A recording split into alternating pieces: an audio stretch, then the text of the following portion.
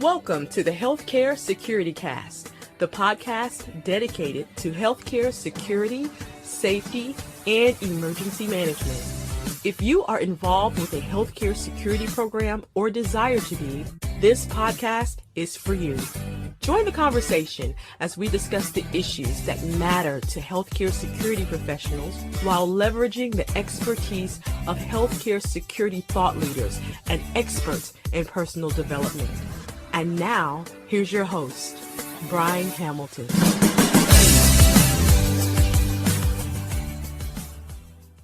Before we jump into the show, I just want to thank my sponsors and collaborators. 3D Network Technology, reliability is our core value. Visit www.3dnetworktechnology.com. And Genetec, delivering security strategies for healthcare. Visit Genetec, that's GENETEC.com for more information. We'd also like to thank the Change Execution Group and 360 Life Transformations. Visit www.360lifetransformations.com. We'd also like to thank Canadian Security Magazine and Omnigo Software. And now, let's get into today's show. Welcome to episode 112 of the Healthcare Security Cast. Today, I'm joined by Johnny Boykins, Operations Manager with PalAmerican Security. Johnny, thanks for joining us today. Oh, thanks for having me. Yeah, absolutely. Now, I'm going to start off by asking, who is Johnny Boykins? That's really funny. Well, I'm a lot of different things. I'm an operations manager, obviously, at PalAmerican Security, but I do lots of community service work in K through 12 education and community college education. I'm an amateur chef in my pastime, and I'm a U.S. Coast Guard veteran. Awesome stuff. Now, I guess the next question I want to ask is kind of about your career and how you got to being an operations manager with PalAmerican Security. What was it that led up to you getting into this role? Yeah, so I didn't necessarily want to kind of go into security. Actually, my path kind of after college was the Coast Guard, where I did do kind of port security, port operations, and maritime law enforcement. But after 7 years, I left the Coast Guard to kind of pursue a career in law. And so I kind of was going down that path, trying to become a lawyer. And one day I just decided that the law wasn't for me. It wasn't something that I was necessarily interested in for a kind of career path for the next 40 years. And I kind of left that and was, in the wilderness for a little bit. I actually had every intention on, after going to law school, pursuing a career in the Foreign Service as a diplomat. And so I went to graduate school, earned a degree in security studies and diplomacy, and had every intention on pursuing that path in the Foreign Service. Obviously, the government kind of changed a little bit, and that pathway closed down for a very long while. So I kind of put that on the back burner, and I had a background in security through the Coast Guard and landed a job in a small kind of security company that was eventually acquired by PalAmerican. And so that's kind of how I landed, in this role. Initially, when I joined PalAmerican, I was doing kind of compliance regulations, since I did have a background in law, and kind of worked my way through different in various roles in the organization. And here I am now as a long road as an operations manager, kind of overseeing the state of Florida. Awesome stuff. So I guess in your role as an operations manager, just to give individuals who are joining us for this conversation some background, what's a typical day like for you? Oh, well, it varies day by day. I certainly, oversee all of the kind of security sites in Florida and all of the guards that, report to those sites. And a day can range from kind of dealing with, mainline personnel issues to, big days are payroll, making sure that, folks are getting paid on time and accurately, to kind of client management.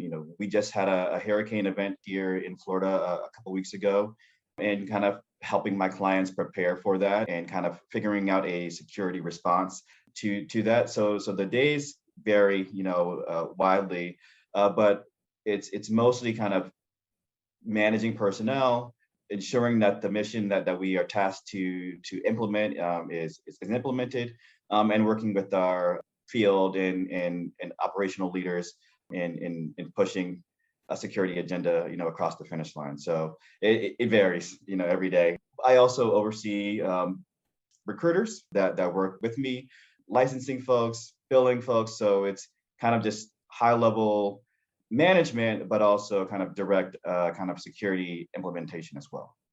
Right. And I guess one way I would describe it, just given my time in a similar role, the when you have operations in your title, it almost becomes a situation where anything that doesn't have a place to reside resides with you at in some on some level. Exactly. Yeah. Everything probably crosses my desk at some point in some way, in some fashion. And that's the exciting part of the job. That's what I like because every day is different and yeah, I never know what I'll be dealing with. For example, in just recently we had a kind of a scare in a healthcare organization where an individual came in reporting that he was being chased by someone that was trying to shoot him. And that evolution kind of developed quickly. And we had to kind of figure out whether or not we were going to lock down the hospital, how credible this person was. And that was just a phone call at 3 a.m. or 3 p.m. on a Friday afternoon that I wasn't expecting. So it's kind of everything and nothing at the same time. Awesome stuff. All right. Now, I'm just curious as well, because, you did have a security background coming into this job, but again, it's probably a bit different than what you were doing. Was there anybody who mentored you along the way and really helped you just kind of find your place in this industry? Certainly, when I joined kind of PalAmerican, I was kind of an original OG of the organization. When it started in 2016, there wasn't a PalAmerican. Paladin Security kind of was venturing out into the U.S. And I was part of that kind of initial crew of first employees. And so I had a lot of kind of security leaders and mentors along the way, kind of guiding me through. From Jason Bajan, who really took me under his wing. I did a management program through Paladin, just to kind of give me a foundation on kind of organizational leading, managing, the business aspect. And then kind of getting into healthcare, I've had so many leaders kind of, one, learning on the fly, but also leaders like Anjane Hebert, who, kind of took me in and showed me, the healthcare way, which he had a lot of experience. So certainly, I've had a lot of folks lift me up and show me, the right way in doing this job. Absolutely. Yeah. There's a lot of great people with the organization, and, not to make a sales pitch or anything, but I did spend some time with Paladin Security myself here in Ontario.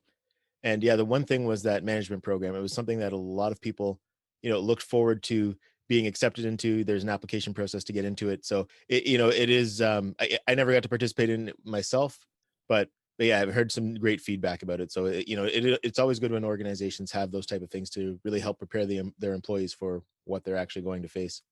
Certainly. Yeah, I mean, I think a lot of this job was, a little bit of imposter syndrome, kind of showing up and figuring it out, doing it. And that's, I certainly made it, a few mistakes along the way, but you developed your style just by kind of doing the job and getting in there.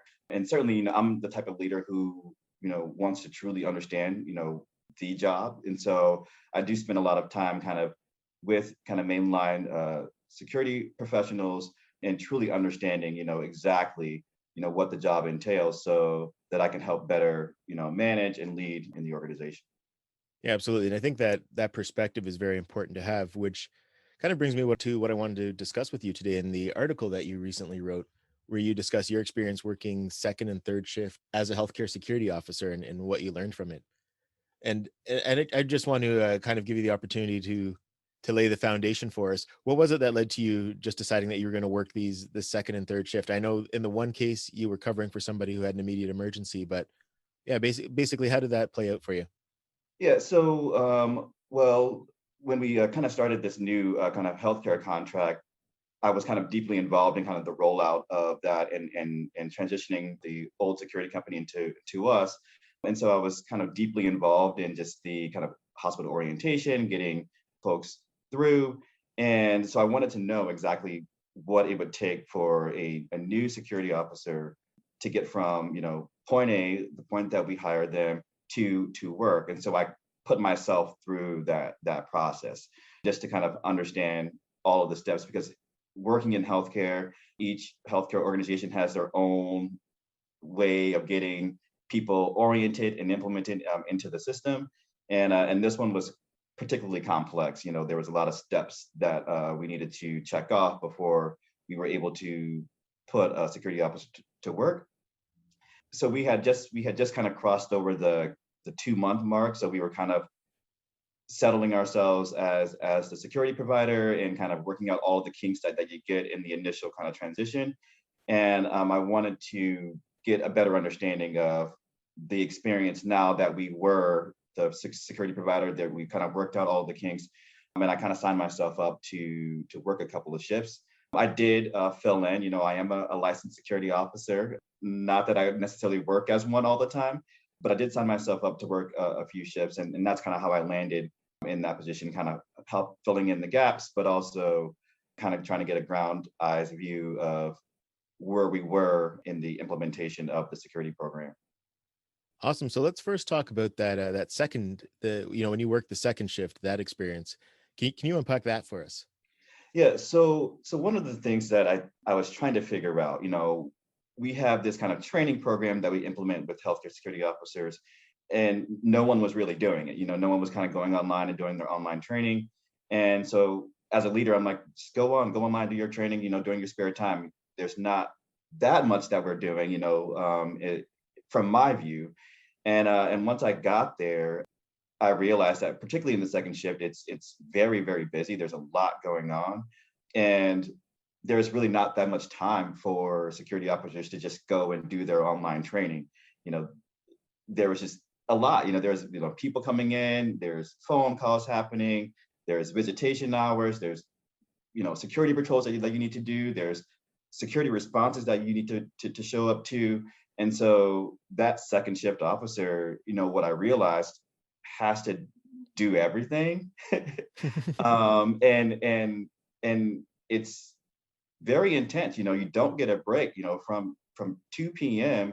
to 8 p.m. it's all hands on deck all the time, just constantly moving people through. Right now, there's COVID screenings that we have to do and temperature checks, and that doesn't include visitors coming in, asking questions, ambulance services coming in, bringing people, transporting them, and then the nurse is calling you to do X, Y, and Z, or look out for 1, 2, and 3. And so I realized that, one, my expectation of the security officer doing their online training for us takes a significant back burner to the actual job that they're doing every day. That was the biggest lesson that I learned, kind of in that space. I also kind of got a bird's eye view of kind of how folks are treating security officers, particularly during that busy time. A lot of folks hated the fact that we were enforcing the rules, or that we were limiting the amount of family members who were able to come in. And I don't want to say that there was, gross disrespect, but there was a significant amount of kind of agitation that security had to field. And I didn't necessarily understand that or get that until I was experiencing it myself, where I have people yelling at me, about things that I certainly cannot control. But I'm going to be implementing the rules and sticking to the standard. And that requires excellent customer service, kind of treating people with the level of empathy that you don't necessarily get in other aspects of security work, and kind of showing up and meeting people where they are. I know that in my visitor interactions, it's kind of, you have to recognize that some folks are scared for their loved ones. They're nervous about being in the hospital. We're screening them with, COVID questions, and just recognizing that that's a lot for them too, and kind of showing a little bit of grace in that. But I think that a second shift officer has to have excellent, above and beyond customer levels of customer service, because you get a lot of pushback throughout the shift. Oh, that's great feedback, and yeah, very, very accurate with my experience working as a frontline officer in the healthcare environment as well. Now, the other thing too that I kind of want to unpack a little bit was, you talked about in your article a couple of the mistakes that you made, and again, you're an operations manager. You're, I guess, in terms of a healthcare security officer, these individuals report to you, but this isn't the work that you do every day. So, it's a fair expectation that there are going to be some mistakes made. So can you talk to us about that a little bit? Yeah. So one of the things the first mistake that I made was basically kind of showing up too early for the job, and I kind of let myself into the space of the full-time receptionist that the hospital has. And she certainly didn't like that. I didn't know her very well, or, I only had, a very brief interaction. And this is something that an officer would pick up on because they work with these folks every day. And I didn't. And so I kind of like let myself into her space without really asking. And she wanted to kind of sanitize the area, clean up, do her thing, her kind of close down ritual before I got there, and she snapped pretty hard at me, kind of telling me to go and sit in the lobby until she was done. And that's just something that when you are a healthcare officer, you build rapport with the folks that you work with, clinicians or administrators and things like that, that I didn't have kind of going into the job. So that was like my first mistake. I kind of showed up too dutifully early, but we got through it, and she called me back and kind of then walked me through the plan for the day, and kind of giving me all of the information that I would need to run a successful shift after she was gone. Awesome. And then there was another interaction too that you had with one of the nurse managers. Can we delve into that a little bit? Yeah, so this one was a little bit more concerning in my view, just as a leader. Um, One of the things that I had to do was kind of monitor how many visitors were in the hospital at all times, and the rules were basically, two visitors were allowed in a patient's room at any given time on any given day. And the way that we were tracking this was kind of just a sign-in sheet. So it could easily just kind of run amok because you can't keep track of every single person, where they're going in the room, just by using a sign-in sheet and getting people to where they needed to get, in a timely manner. And so there was a situation where there were just way too many people, on a particular floor, and the nurse manager, was in my view kind of having a tough day, and she came down and gave me a tongue lashing that I was just very shocked by. Basically kind of outlining, every failure that I made on my very first day, as a security officer, and how I wasn't helpful in managing, the visitors that were there, and this went on for about 5 minutes, to the point where I was just like, oh wow, like this probably has happened before, but I kind of just quieted myself and listened to what she had to say, and then kind of implemented a plan with the CNAs and nurses to kind of reduce the volume to resolve that problem. So I was able to resolve the problem by getting the folks out, by kind of asking them to kind of adhere to the COVID rules, putting the onus on me and not on the nurse manager as a security professional. But afterwards, I couldn't necessarily shake the kind of tongue lashing that I got, and like the treatment that she used. In part because she didn't necessarily use my name; she just kept calling me security, which I thought was a little bit disrespectful. In that I had a name tag on. I introduced myself to her at the beginning of the shift, and I asked her basically to kind of speak to me afterwards, just to kind of walk through what had happened, because I thought it was pretty unacceptable from my view. And she obliged. She came down and talked to me at the end of the shift, and we kind of just walked through, what had happened, and I wanted to kind of acknowledge that I thought that treatment was unacceptable.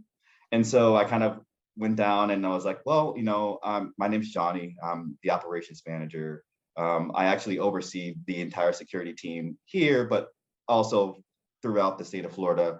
I'm not just your average, security officer, and so let's talk about the ways in which you were speaking to me, because I'm a human being, that is worthy of dignity and respect, just like you.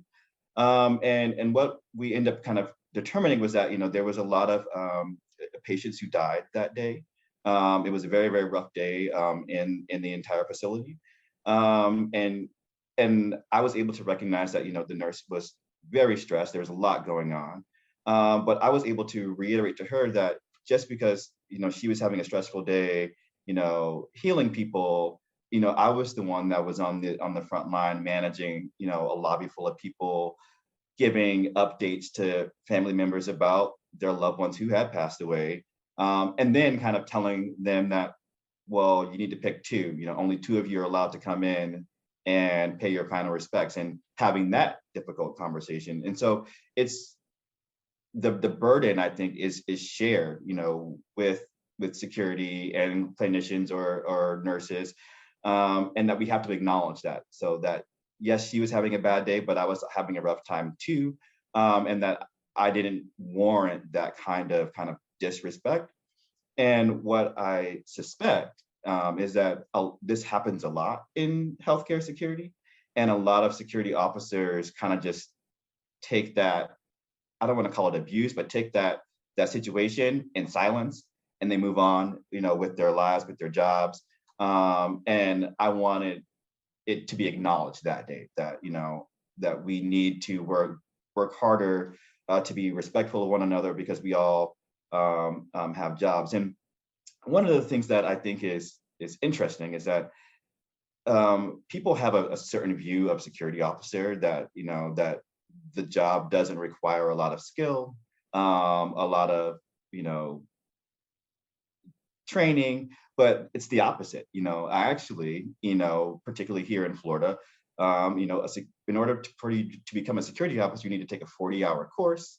In order to do work in healthcare, you have to take additional courses and training, and clearances that are required. So being a healthcare security officer is not just providing safety and security, but it's providing customer service, it's providing direction, it's being an authority figure, but also a compassionate, person. So it requires a lot from an individual, and it's worthy of consideration, just like a nurse, who do incredible jobs every single day.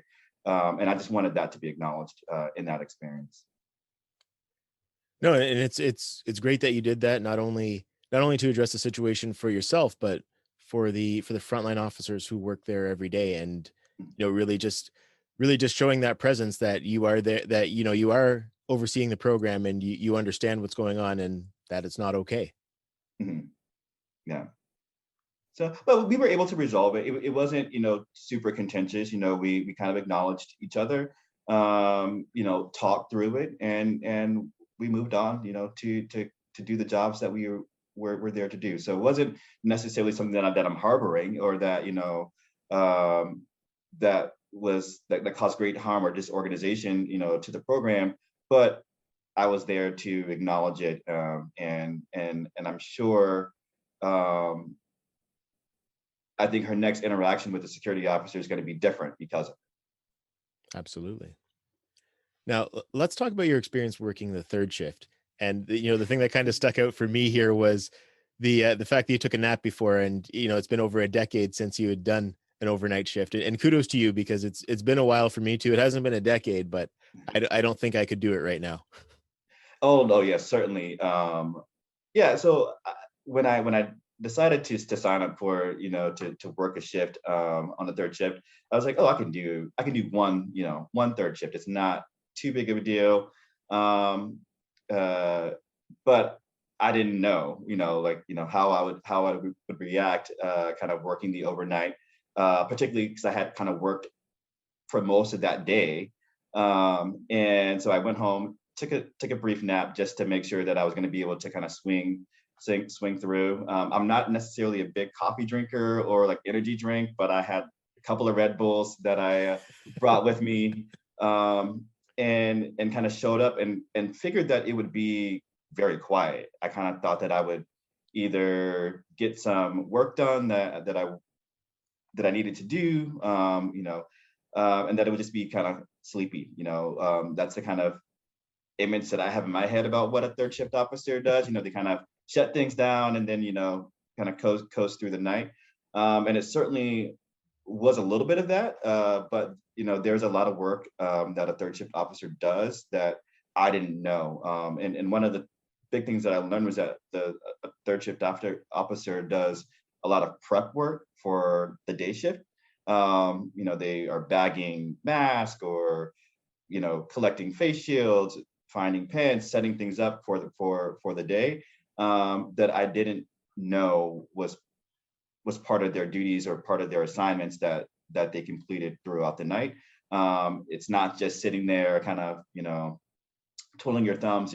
There's a decent amount of work that a third shift officer does.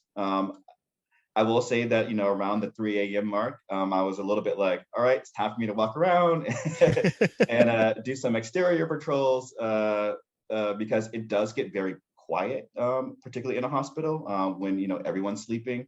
But in my experience, we had a few transports that came in. There was a emergency code that sounded, where I had to kind of look through the post orders to figure out, what exactly, I was supposed to be doing in that aspect. And so I have a lot of respect for the third shift officer, because it's not just a kind of sleepy, let's lock the doors and rest for the night. They do a significant amount of work that doesn't get done or is different from, a first shift or second shift officer. Yeah, absolutely. Now, what was the reaction from the officers when they saw you coming in to work these shifts at the different times? Yeah, so one of the things, and I'm truly blessed. I have a lot of excellent team members who would certainly step up, to work, particularly if they saw me coming in. But when I showed up to the third shift, the officer who I was relieving was kind of surprised to see me. As a security leader, the third shift is kind of the hardest to get to, and to be with those folks. And I do make an effort at all of my sites to try and meet the third shift either at the beginning of their shift or at the very end of their shift at 6 a.m. To interact with them. But when I showed up, the officer was like, "Oh, what's going on?" She was just kind of very, very surprised to see me. And when I kind of explained that, "Oh, I'm going to work the shift tonight," she immediately volunteered to stay,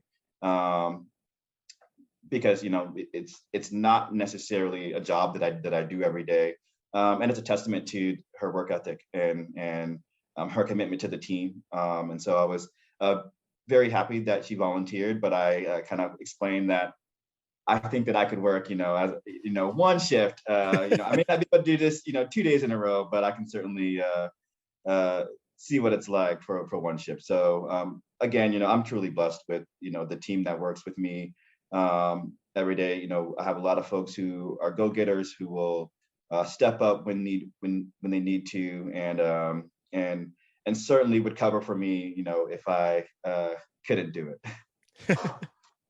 That's awesome stuff. Now, how long did it take you to recover from working the one night shift? So it was a little bit weird because like at the end of the third shift, I kind of got off. It was 8 a.m. and I was tired, but like my body was just like disoriented with like, oh, I should be up right now. And so I kind of like stayed up and then took a nap in the middle of the day and then kind of woke myself up to kind of get myself back on a normal sleep rotation. And I also learned that, just as a kind of organizational leader, talking with my team here, that they need to be aware of, day sleepers, people who work the night shift. So we can't necessarily call them, at 3 a.m. Or 3 p.m. We need to work a little bit later, to adhere to their sleep schedule. And so I do a lot of like team meetings at 6 in the morning, which is early for me. But it's a time where the third shift is getting off and the first shift is coming on. And so I orient myself to their schedule versus kind of forcing them to work on a schedule that is more suitable for me, which is, around 10 in the morning. So. That's awesome stuff. Now, through this, through this whole experience of working these few shifts, there's a few things that stuck out. Obviously, you're able to realize exactly what the officers are doing at the site. That as you mentioned, the night shift isn't as sleepy as one would expect. There's actually a lot that goes into it. Is there anything else that sticks out to you for key learnings as to just what you learned during these shifts? Yeah, I mean, I think as a leader, we have expectations, whether it's training related or, getting these tasks done that we want to get done, because we're all looking at kind of outcomes and metrics and things like that. And it's easy to kind of sit back, in my office and say, oh, you have 30 days to complete your online, healthcare introductory training. And there really wasn't a time, particularly on the second and third shift that I worked, where you could sit down and dedicate, an hour to complete this online training. And so that's the biggest thing that I learned, because, we were holding, some folks accountable to getting these things done. And I think at a detriment to their work performance. And then puts a lot of pressure on security officers to kind of get this done, because, I'm telling them as a leader to do it. But then I have an expectation that they should be able to do it, on the job and not at home. I want my team members to be off when they're off and not have to worry about work.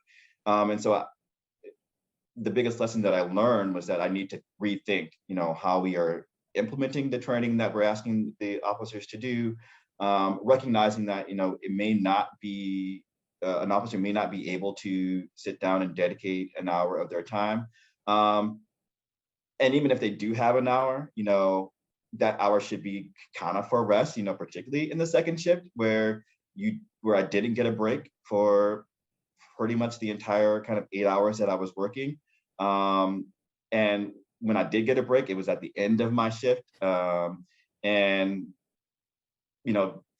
necessarily sitting down and doing an hour's worth of training is not something that, was in the cards. I wasn't able to, I didn't have the bandwidth to kind of sit there and dedicate to that. And so, I'm thinking of new ways to kind of implement this training, maybe stretching it out over a longer period of time, and just changing my expectations of, what needs to be done. I think another lesson that I learned was that for the most part, people are very appreciative of security.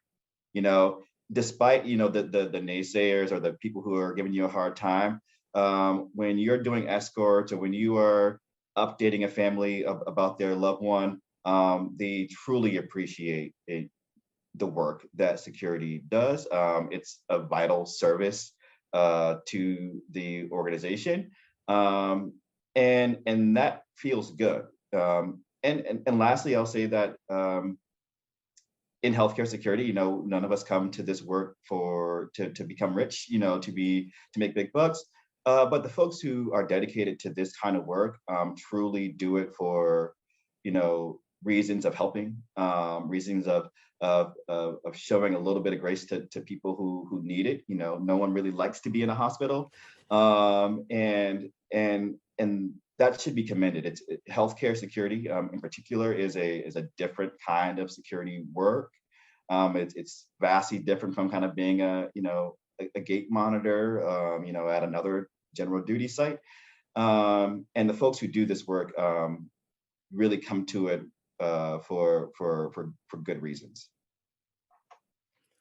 Awesome stuff. So yeah, it seems like the obviously that experience did have an impact on you now, and to kind of shift gears now. What is in the future for Johnny Boykins? Sure. One of the things, I obviously want to kind of expand my, role within the organization. And and move into other security spaces. I've focused a lot on healthcare. Healthcare has probably been my biggest wheelhouse as far as kind of security leadership. But I certainly want to try other kind of security verticals to see, what that's about.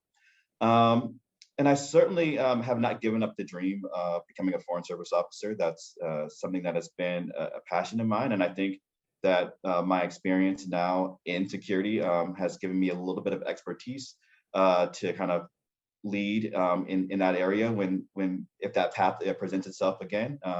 So I guess the future holds that, I will be here doing security work. And maybe one day, I'll do this at a much larger scale. Awesome stuff. Now, as we start to wrap up, do you have a special message for the Healthcare Security Cast community? I think that, if you are in a position of leadership, I think that advocacy for your security team is paramount. A lot of times, nurses or doctors, they all have their own agendas and their own protectors. And I think that we should be fierce advocates for the vital and essential service that is healthcare security. I just think, we just got through a pandemic. And, not only were, nurses and doctors on the front lines of the pandemic and helping fight COVID, but healthcare security officers were there from the very, very first day, and I just think that we as a community have to advocate as fiercely as other folks in the healthcare industry advocate for their own employees. I will say that, I had several folks who were impacted by the pandemic who caught COVID probably through their work. And so me, I just think, whenever I hear someone who's not wanting to take the vaccine or not wanting to do their part, it makes me a little bit angry because I know that I have a lot of team members who dedicated a lot, who sacrificed a lot, being away from their families, having to quarantine, lost of wages because they didn't get to work.